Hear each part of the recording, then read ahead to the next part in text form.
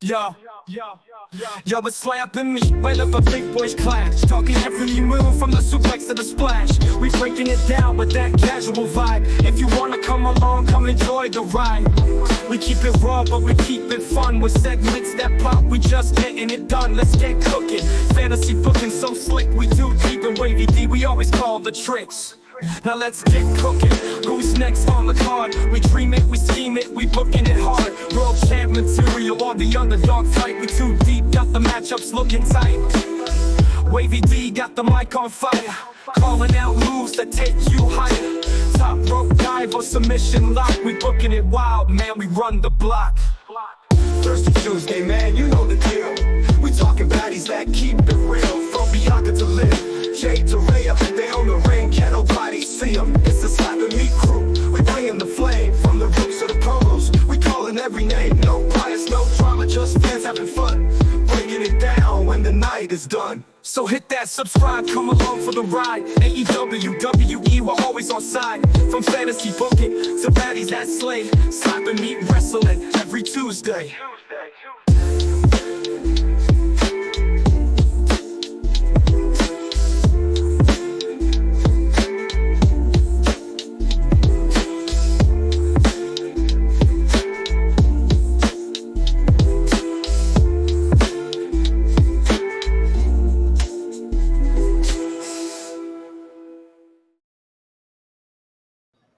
And what is up, everybody? It is your boy WeTooDeep. That's DJWAVYD. I hope you guys liked the new intro, the wonderful works of and the AI intelligence world out there. We got a good show for you. We're going to be talking WrestleDream and you know, some of Wavy D's thoughts, some of my thoughts on that. We're going to talk about the Raw from last night. And we got some more matchups here for Thirsty Tuesday. But before we do that, as always, merch, the WWE merch link for our affiliate link in the description. If you're planning a vacation, you know, I don't know, you know, Witters, I know you listen. I know you're in Scotland right now. You know, you could have, you know, I know you already got this pre-booked, but, you know, next vacation, you know, you and your now wife, first off, congratulations. Congrats. You know, if the next little vacation y'all have planned, go through that Expedia link and help us out as you guys book your vacations, or maybe your Mania trips, as tickets go on sale for that, I think, next week. So as we always start off every show, though, we're going to start with Let's Get Cooking. And this week, sort of to connected with the whole WrestleDream thing, we're going to talk about to sort of get, if you haven't watched WrestleDream, it appears that Bryan Danielson is done full time. So my Let's Get Cooking prompt this week is, if Bryan Danielson comes out and says he has one more match left in him, who is he fighting? Where is it taking place at? And what is the result of the match? I'll let you start. If Daniel Bryan does have one more match left in him, it will be against Cody Rhodes at WrestleMania 41. But I doubt he comes back this year. I really do think he's going to try to get some type of neck surgery. It'll probably put him out a lot longer than, was it, like 6 months from now is WrestleMania? Mm-hmm. So I'm thinking maybe WrestleMania 42, maybe. I think he retires at WrestleMania. Yeah. So we're on the same pathway. It's not Cody Rhodes, though. I 100% agree with you. He doesn't come back because he needs surgery. If what he's saying, where he can't feel his arms and legs, he needs surgery.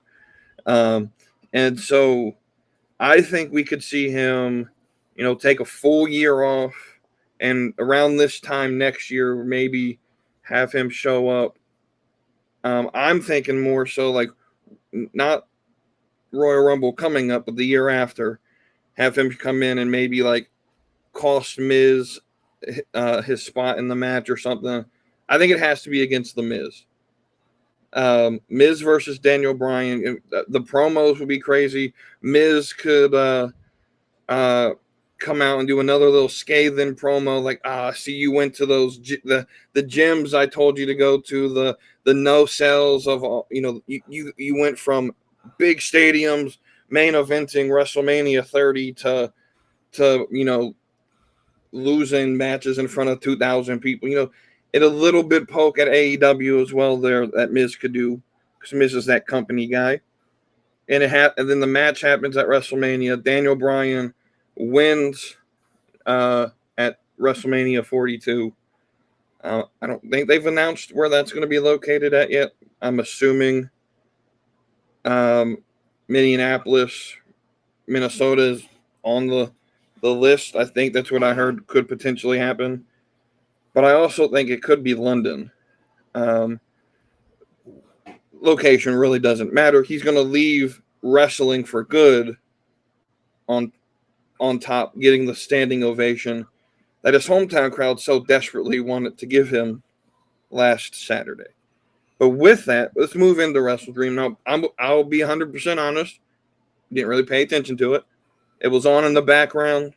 I saw some moments, saw some clips. So WavyD's gonna have to fill me in on this one. He bought it, first one he ever bought. Yes. So what was your thoughts on WrestleDream? So this was the very first AEW pay-per-view that I legitimately bought and sat down and watched. I watched the pre-show. Ain't nobody watched the pre-show. I tuned in at 8 o'clock, and let me tell you, they call this WrestleDream for a reason. Because I went to sleep quite a few times, dreaming quite a few times. Now, I'm not going to hold you. I was watching it with people, okay? I invited my boy Pat over. Pat's a casual wrestling watcher. You know what I'm saying? He's more of a WWE guy. He knows a little bit of AEW, but it's pretty much just like he knows the former WWE guys wrestle for AEW. Pat's a casual WWE watcher. I hit him up. I was like, hey, WrestleDream is this Saturday. At first, he was like, hey, you want to go out and get dinner this Saturday? I was like, I don't feel like staying in this weekend. I was like, you want to come over? We could order AEW, whatever. He said, we ordered it.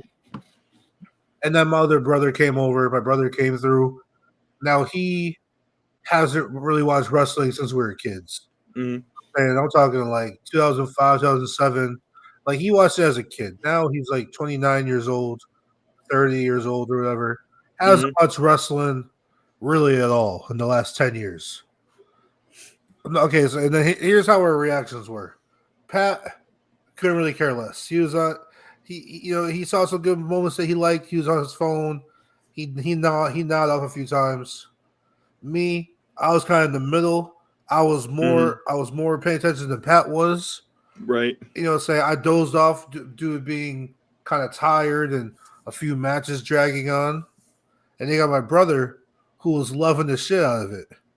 All right. He was like, yo, this is just like the video games, or this is just like, so like, I feel like you have someone like me who, I'm pretty knowledgeable in the world of wrestling, especially WWE, but I'm knowledgeable enough about AEW and TNA and everything like that. I'm pretty knowledgeable about the wrestling landscape. So watching AEW, watching WrestleDream, I'll tell you this. The wrestling moves and the wrestling matches, the X's and O's, yes, it was entertaining. But then not every match has to be 20 plus minutes. Not every match has to be main event time. It's okay to give a couple of guys 8 minutes, 10 minutes, 12 minutes. Not every match has to go 20 plus. Right. So, going through the card, they kicked off the show with was it Jay White and Hangman? They kicked the show off with. Yeah. I felt like that was a kind of a random match to kick the show off with, but it was a good match. You know what I'm saying? Hangman won, or no, sorry, Jay White won. Jay White won, yeah. Jay White won. I watched that match all the way through without falling asleep. Next, we had the Women's World Championship match, which first of all was a disgrace that they went on second. Those women deserve to be higher up on the card. Mariah May and Will Nightingale put on a pretty good match. Again, I stayed awake for the whole match. Good match. I liked it a lot. Next, we had what was up next? Jack Perry and Shibata, I believe. I think so, yeah. The right man won, Jack Perry. I like the way he won. He won with a chicken shit heel way. Okay. Jack Perry is slowly growing on me. I'm becoming a Jack Perry guy as far as AEW is concerned. Okay. I like Jack Perry being the scapegoat and being the heel who just, the little shitty heel. I like it.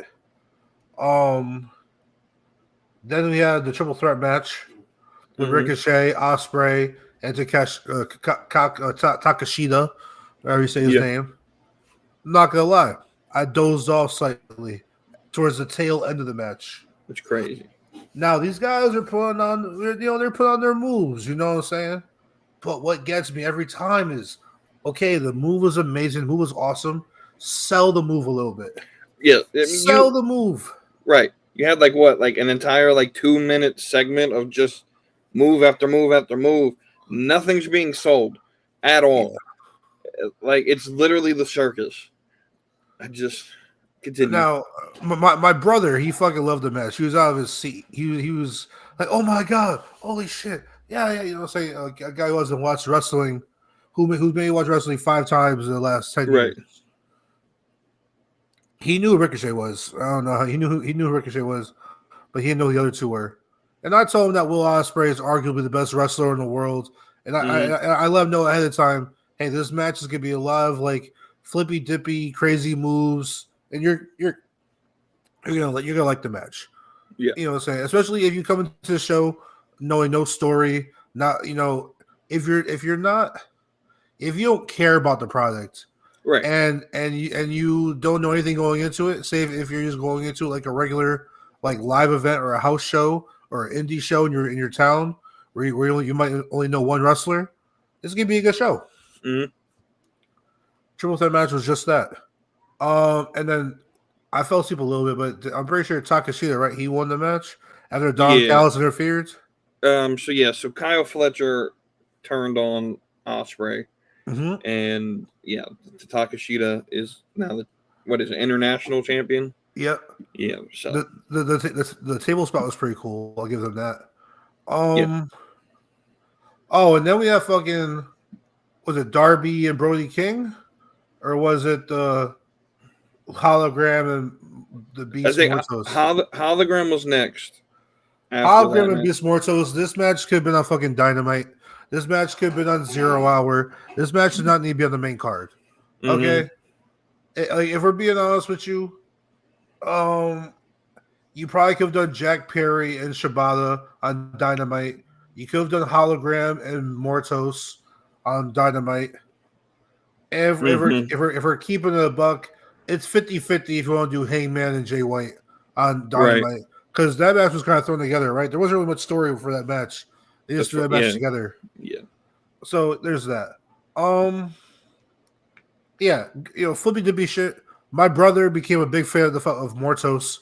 He became a big fan. He was like, how the fuck is he so big doing all this shit? I was like, he's Mexican. You know what I'm saying? What do you expect? Lucha Libre shit. Darby Allin, Brody King. I like that match a lot. Low key might have been my match of the night. I like the Darby and Brody King match a lot. They actually told a little bit of story. Darby Allin hasn't pinned Brody King at all. I guess he lost to him 6 times, and the only time he beat him was in a casket match. So he has yet to pin Brody King. First of all, Darby Allin should have been the main event of this. That's for later. I'm saying that for later. Darby should have been the main event. But Darby Brody King, good match. I like their use of the stairs, the steel steps. Some good spots on that. Darby didn't kill himself, which was nice. The fucking Young Bucks and Private Party. Young Bucks are still champions. Fuck that. It should have been Private Party. Um. Oh, and the fucking Jericho and Mark Briscoe. I fell asleep for this match. I'm not gonna hold you. I fell asleep watching it. Jericho. This match should not have been on the card either. This match could be on 0 Hour. No. This match should have been where it belongs because they're fighting for the ROH title. It should have stayed on ROH. Yeah, or you should have switched this match with the women's match. Put this match on second and put the women's as the co-main event. Right. What match did I fall asleep during? I fell asleep, I think, during Hologram and Mortos. Yeah. Oh, and I called it. I said, Jericho, Mark Briscoe. I told my friends, I was like, this could be my piss break / fall asleep taking that match. So I'm well rested for the main event. And then came the main event, which I still fell asleep during. I still dozed off. As I was watching it, really good in-ring action, really cool. It was nice, yeah. Beat at Bryan's neck. I liked the beginning where his music was playing for an extended period of time. It felt kind of like movie-ish, like superhero-ish. It was cool. And the matches kept going and going and going. And then eventually I woke up and Darby Allin was taped up to the ropes and Daniel Bryan had a bag over his face again. And then I was like, okay. And then they put the title in the duffel bag and walked away. I was like, all right. So, I rewinded it. I got that free access. I got the free rewatch. You know what I'm saying? Right. So I went back and watched the finish. And I was like, really? That's how we're going to finish this shit off? So now to get into kind of the second part of this, I don't know if you have anything to add on to the matches, but before I dive into why I don't like the finish. No, you covered the matches about as well as I would have. Yeah, I think we did miss a part. I forgot which match it was. Swerve and MVP, that interaction. Swerve came in, but also was it Jack Perry's match? MJF came out and then Adam Cole debuted, or came back. It was I'm trying to remember why he came out because Jack Perry was beating up Shibata, and then Daniel Garcia came out. Okay. And then MJF came out and beat Daniel Garcia. So a whole bunch of bullshit. And then Adam Cole came out. Right. Adam Cole, baby. Look, I wasn't paying half a cent of attention to the show at this point. Just sitting here minding my own business. And my brother was watching the show. And you screamed from the top of his lungs, let's fucking go. And I look over at him. I was like, it's fucking Adam Cole. So the only thing I got to add to that is Adam Cole's been gone for what, like a year? And it looks like he's touched 0 exercise equipment in the last year. Like, bro looks weak as shit. He's wrestling Jesus. Adam Cole, baby. Bro had an ankle injury. He could have picked up some weights. I'm just saying, MJF was back too. I'm happy my boy MJF is back. Yeah, I prepared my brother. I was like, yo, MJF is that fucking guy, bro. He's that fucking guy. He's the heel of heels. He's not just a douchebag. He's our douchebag. He's the people's asshole. Okay, MJF. I told him, I was like, he's gonna make you boo in 1 second and cheer him the next. I was like, he is one of the best heels wrestling today. And then my brother fell in love with MJF as well. Okay. So what's you got some opinions on this finish? Yes. I'm ready to hear them. Now, I am not fully upset that Moxley walked out with the title, okay? And he hurt not Darby Allin, Bryan Danielson. First of all, my main gripe is that Jon Moxley shouldn't have been in this match in the first place. It should have been Daniel Bryan Danielson, whatever, versus Darby Allin, 2 Washington natives. The two of them have a banger of a match. Mm-hmm. And then Daniel Bryan gives the passing of the torch moment to the current and future of AEW, which is Darby Allin.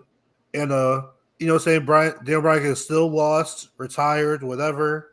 And we could have had a happy go home moment. All right, we could have done that. Now, if you want to throw Moxley in there and go down the road that you did, that's perfectly fine. It's just that, like, not like Bully Ray said it best, but Bubba Ray Dudley said it best. Not every show has to be like a good like a go home happy show, or like a selling off happy show. In life, some endings are sad, and I agree with him.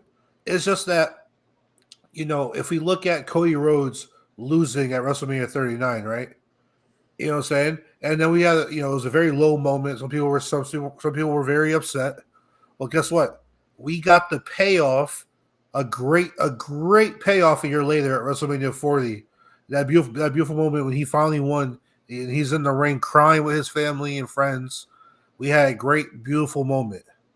My problem is I don't see a possibility of a payoff that is big enough to overshadow this booking decision.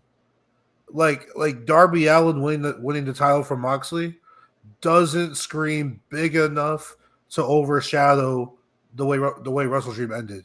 Right. Like, you gotta have your sads to build up to your big happy moments. Saying your valleys to get to your peaks. I just don't see a peak that is bright enough or big enough or grand enough to satisfy the outcome of this show. Mm.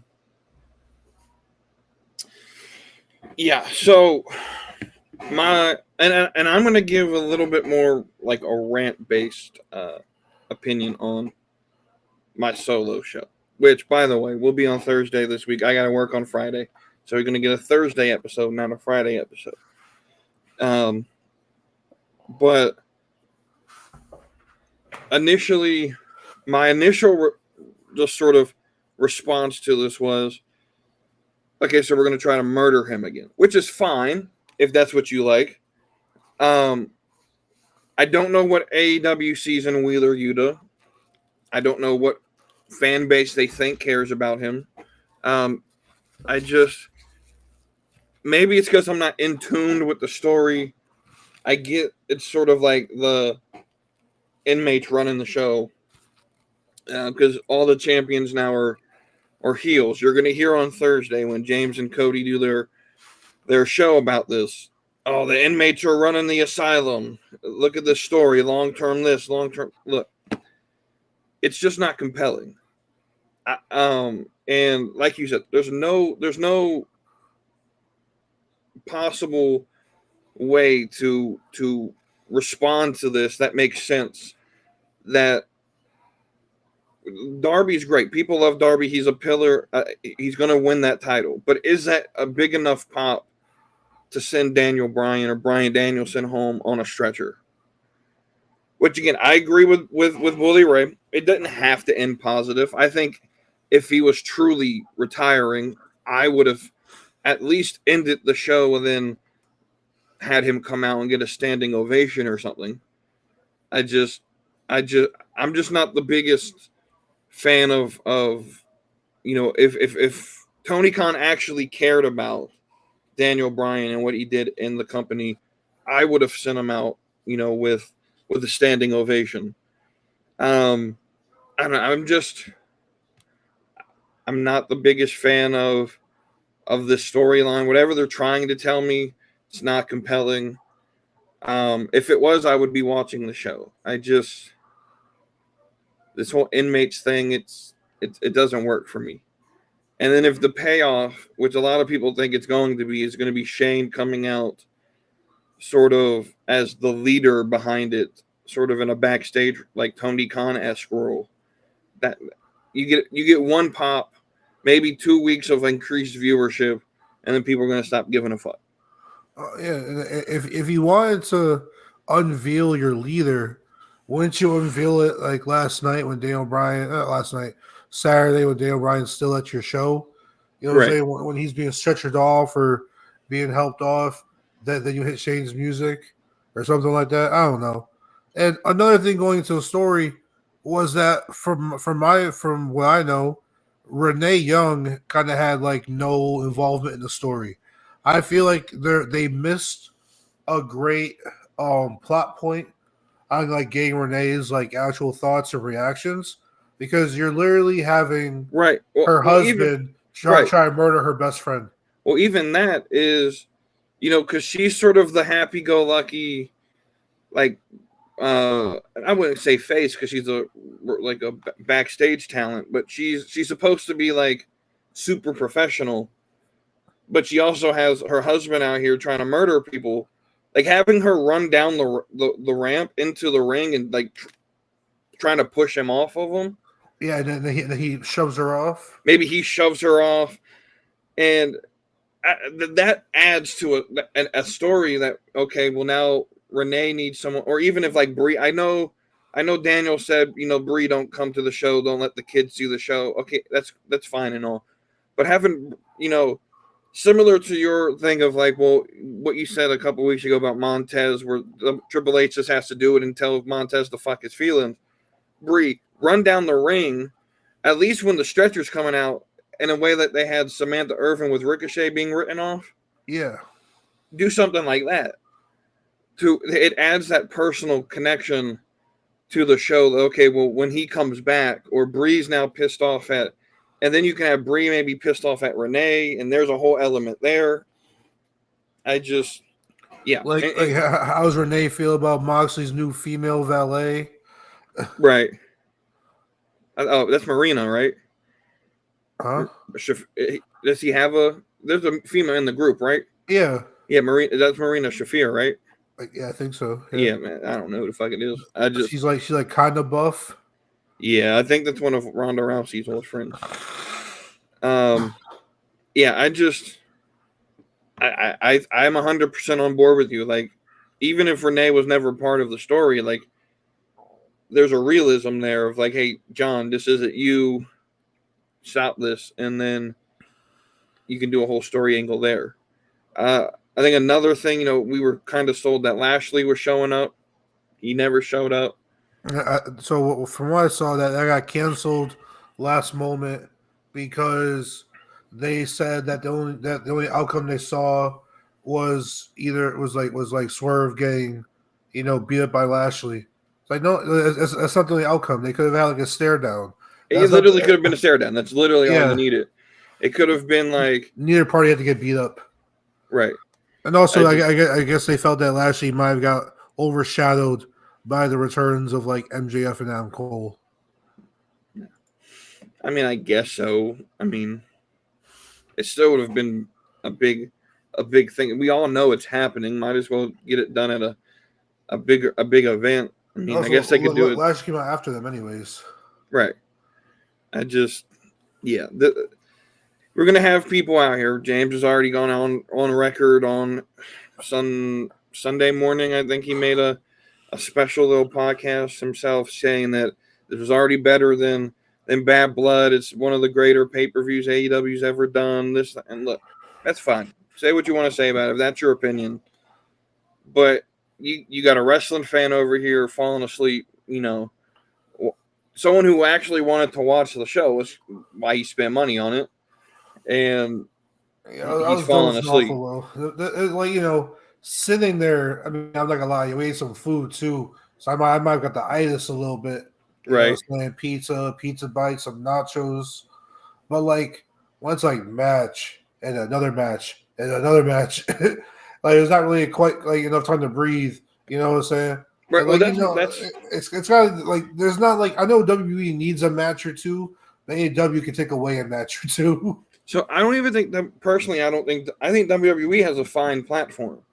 We're going to do 5 matches, and I know the fans of AEW complain about all the commercials in between matches and all the ads and all of that stuff. But one, that's how you make money. Tony Khan, take 3 matches out of your card, put in commercials, and you can make money from your show.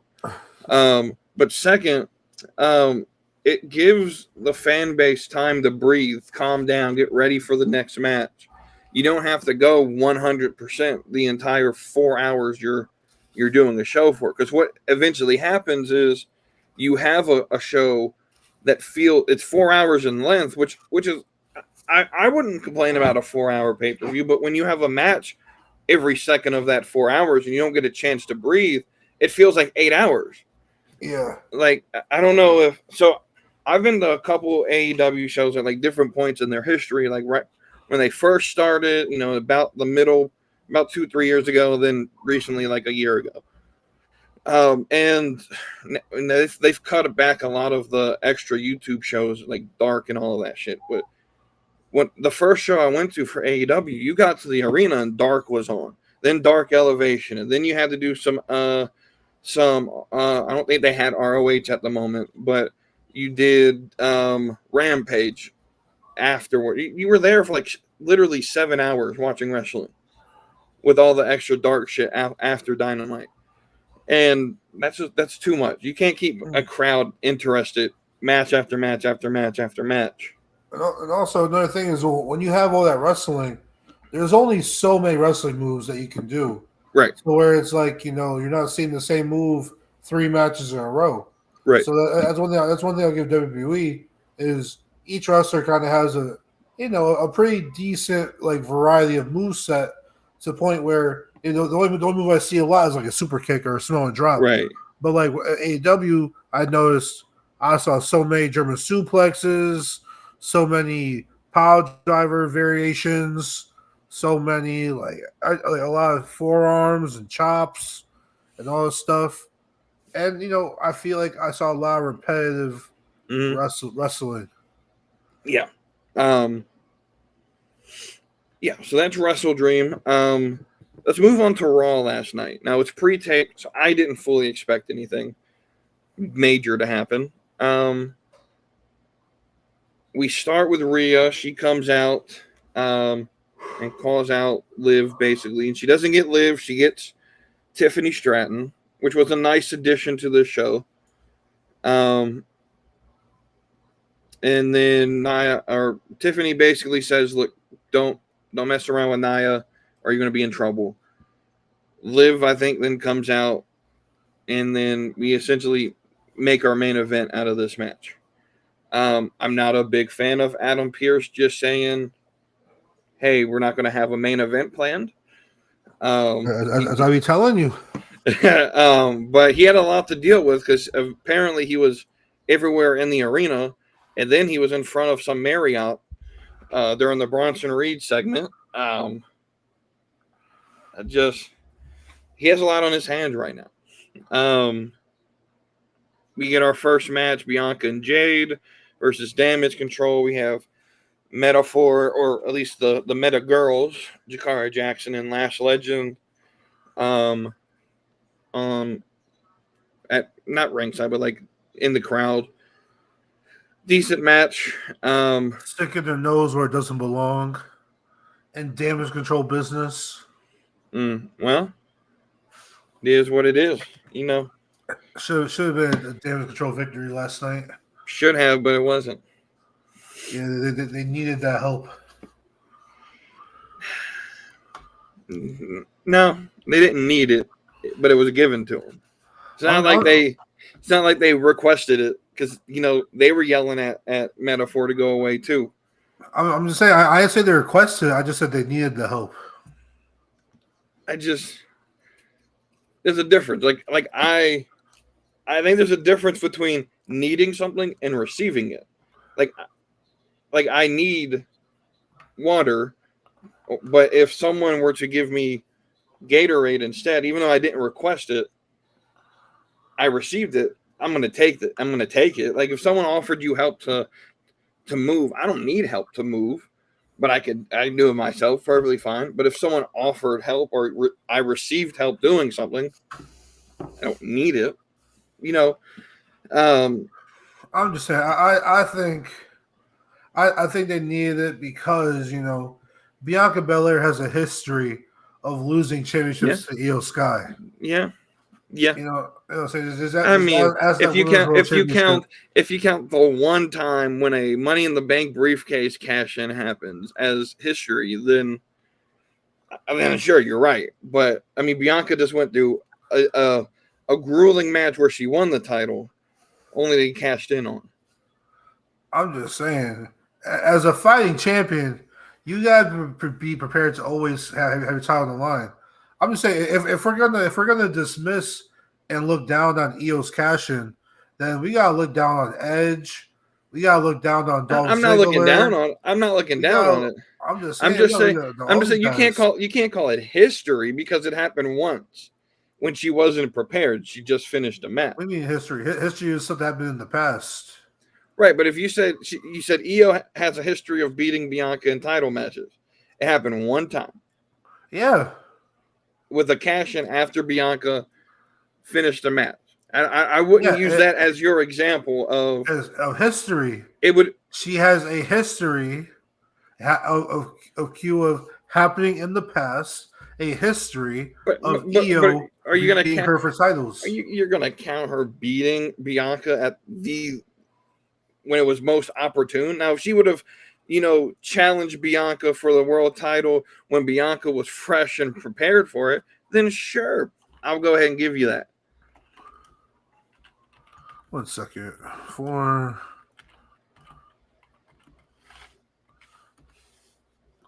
Let's see.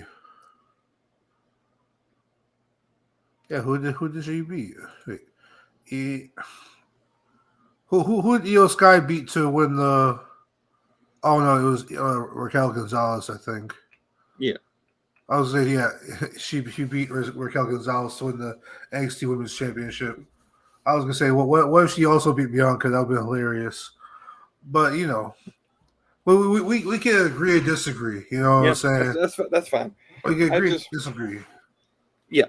So pretty decent match to start the show. Not a lot to really look forward to. Also, two women who tied with Baddie of the Night in terms of voting. Look, if you want to bring that up, it's only because I didn't vote for Bianca because I thought Maxine looked better. Yeah, and I thought Io looked better, so I voted for Io. Which is fine, but you were the only one to vote for her. If I would have given my vote to Bianca would have won. No, she still have lost to Tiffany. You see, the problem with that is I know Nerdy D don't be looking at this show that much, so he not gonna know. He's blaming Lauren for having multiple accounts. That would be me. Oh, so you're voting on your Randall account and your account? I got 3 YouTube accounts. Whoever I vote for gets 3 votes each week. That's crazy. Look, it is what it is. No wonder Bianca is like a 7-time Baddie of the Night champion. The votes are rigged. Rigged my ass. But we come out, we get the next segment after this. Braun Breaker does a little promo. We get a lot of promos, which I like. Dragon Lee's promo was pretty cool.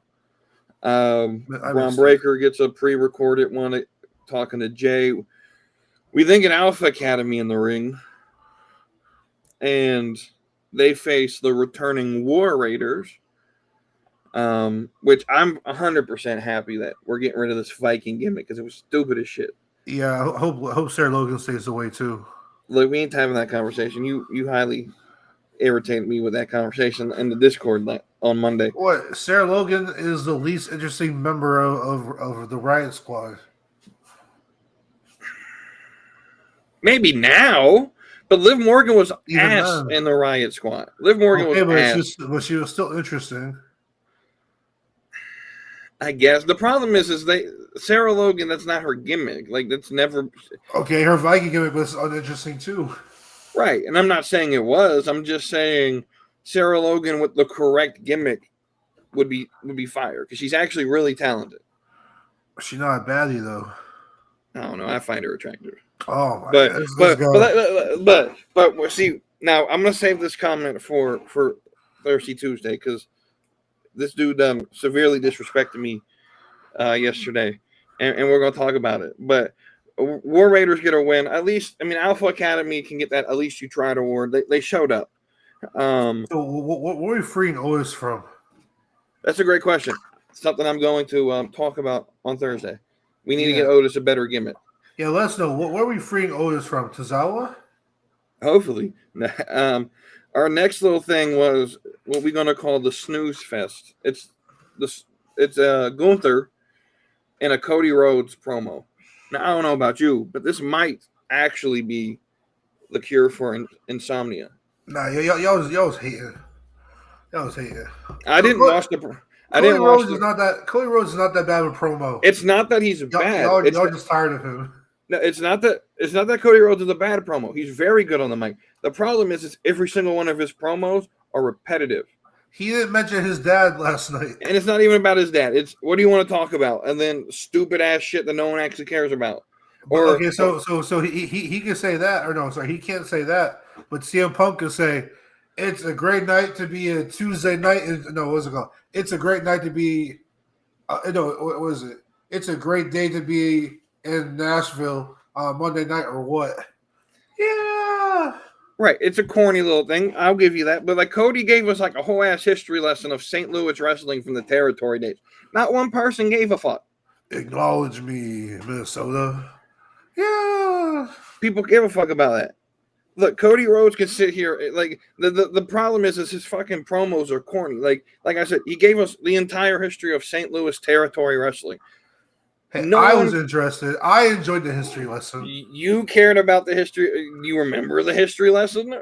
Like no, because I was in the Discord. But I remember listening. I was like, "Yo, he's spitting some facts right now." For me, like, I don't give a fuck about what happened in the 1980s in a random territory that I didn't watch it with wrestlers that I have no idea who the fuck you're talking. I just think you know what they say: those who don't know their history are doomed to repeat it. Look, I know this. I was a history major, so I know some history. I know some history, but I know you're a history buff. I know. Yeah, but this promo, I didn't even watch promo. I went to go make me a sandwich, and what kind of sandwich? It was ham and turkey, some cheese, some mayonnaise, lettuce, tomato. American. That's all I had at the moment. But nah, that's solid. I'm American or a provolone guy. Yeah, you know. But so I don't know what was even said. I heard it got a little testy. But we'll see. We'll see. This crown jewel though. We need to hurry this up. This. I like this pairing. There's going to be a banger match. As much as we're shitting on this match, about to be very good. I'm not shitting on it. I love it. Okay. I'll take it back. As much as I'm shitting on it, as much as the casual community is shitting on it, it's about to be a banger match. Oh, facts.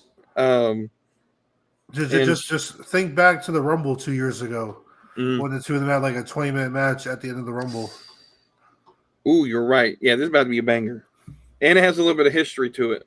Yeah. Yeah, there we go. I see. Now you're bringing me around. You're bringing me around to this. We get Kofi and Braun Breaker. Banger. It was a good match. I don't know what Triple H's infatuation with having Braun Breaker get beat up though. To people he should easily. Bro should have stopped. This should have been Brock Lesnar, Kofi Kingston squash match. That's crazy. You want to see Black Talent win? Crazy. This should have been bell rings, hit the ropes, super spear, end of match. And then of course we get a Miz match later. Miz and R-Truth was next, and R-Truth he squashed him. Yeah. It appears Miz is the next target, or maybe it's Cross. I have no idea of the Wyatt Six. Maybe it's Truth. I think it's Miz, and I think they're about to add Karrion Cross.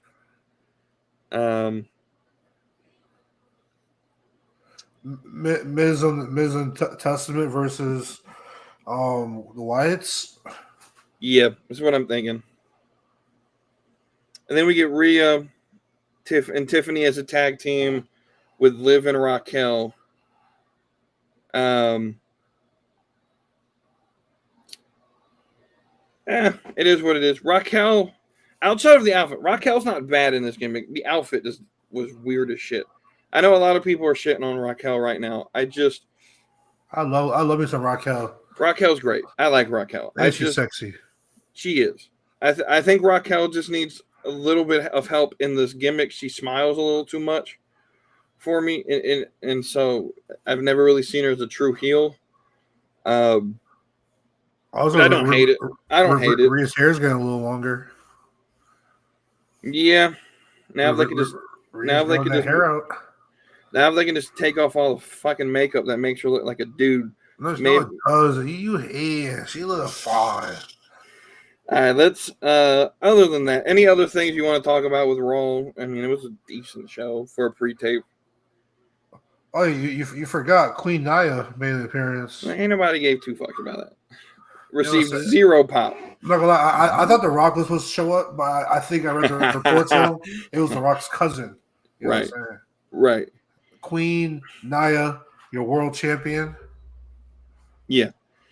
Soon to be crown jewel champion. Probably. Maybe. We'll see. Let's move on to let's end this thing. First off, I'm gonna need y'all to start asking some more questions. So I can do questions from Discord again. Be Master, I need you to start submitting some more ideas here. Yeah. What is you got to pass because you're on your wedding honeymoon, whatever you're doing. Right. Be Master, right. Let's come on, let's go. Kara, let's go. Right, and the second thing we got to talk about is we transition into Thirsty Tuesday. We got to. I forgot. I was going to announce the winners on Friday for last week, but I forgot. So let's go through this. The obvious one: Bella Thorne beat Caitlin Clark.